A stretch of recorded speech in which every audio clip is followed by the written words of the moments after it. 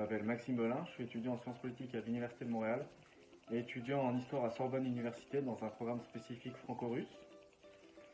Je suis observateur junior depuis mars 2020, ce qui va faire un peu plus d'1 an et demi, je pense.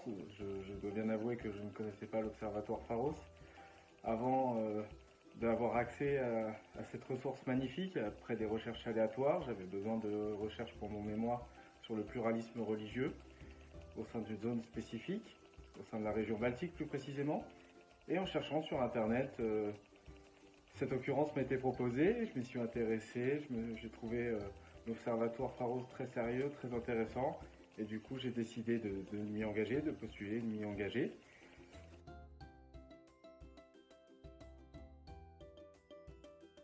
Pourquoi j'ai voulu m'y engager?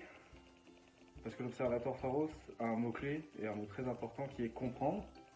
Et je trouve ce mot très très important. Il s'agit de comprendre le monde, de comprendre des phénomènes, de ne pas juger, de ne pas porter un regard inquisiteur ou moqueur ou peu importe, un regard mauvais sur une situation, mais d'essayer de comprendre chaque partie, ce qui fait que la situation en arrive là. Pour moi, c'est le terme le plus important au sein de l'Observatoire Pharos.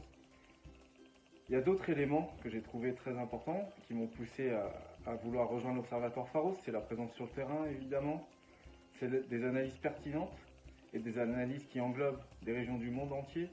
On peut très bien s'intéresser à la Russie, à l'Océanie, à l'Amérique du Sud, à l'Europe, et surtout évidemment au Moyen-Orient.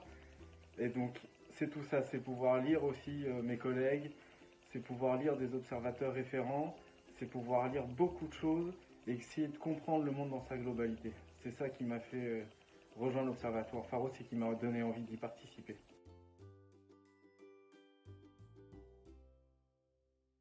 Le quatrième point aussi très important qui m'a fait rejoindre l'Observatoire Pharos, c'est de pouvoir côtoyer des observateurs référents.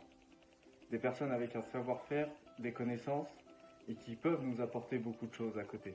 Qui peuvent nous aiguiller dans nos recherches, qui peuvent nous aiguiller dans nos connaissances, qui peuvent nous aiguiller sur les points à mettre en avant dans nos articles qu'on publie sur l'Observatoire Pharos.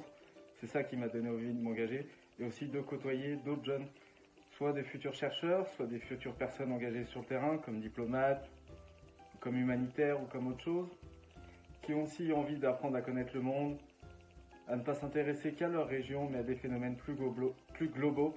C'est ça qui m'a vraiment donné envie de rejoindre l'Observatoire Pharos.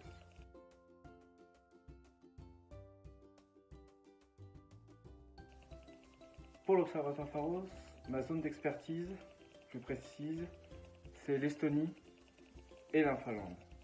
Voilà, alors ce n'est pas les deux pays les plus sujets à des phénomènes de conflits ethnico-religieux, ça j'en conviens, mais c'est une zone très très intéressante.